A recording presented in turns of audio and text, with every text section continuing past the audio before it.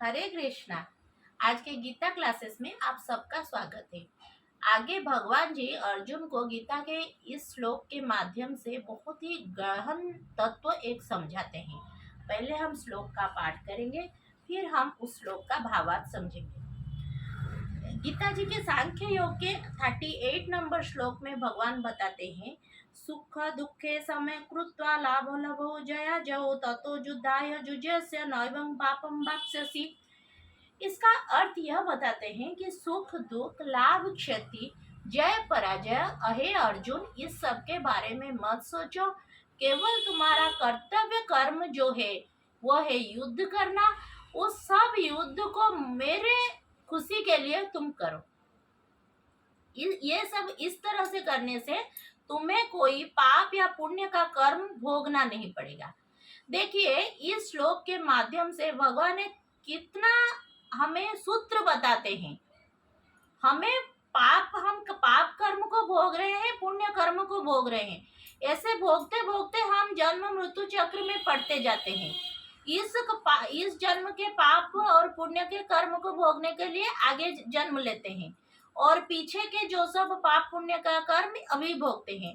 तो इस जो जन्म मृत्यु चक्र का हमारा समाप्ति नहीं होता और हम भगवत धाम में प्रत्यावर्तन नहीं कर सकते।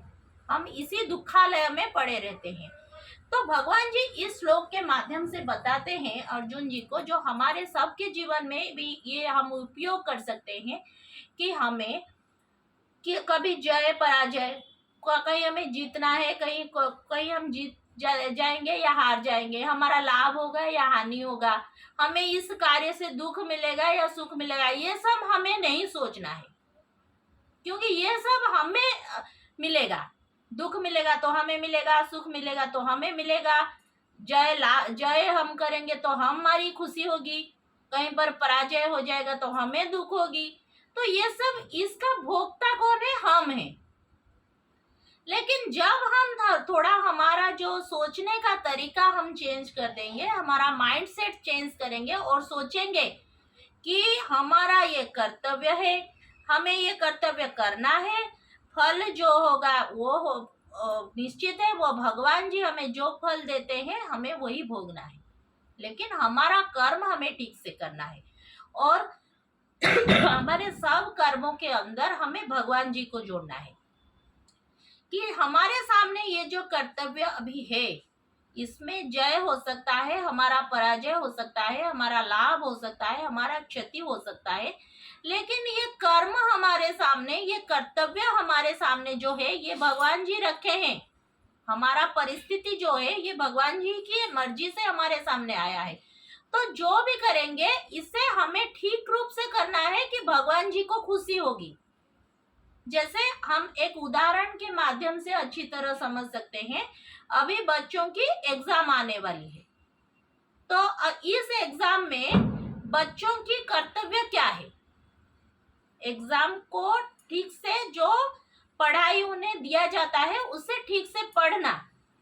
अगर पढ़ने के पूर्व, एग्जाम देने के पूर्व सोचेंगे कि हमारा इसमें इतना मार्क आएगा या नहीं, इसमें इतना मार्क आएगा या नहीं, ऐसे अगर सोचेंगे तो वो क्या होगा? वो इस गीता के श्लोक के विपरीत होगा।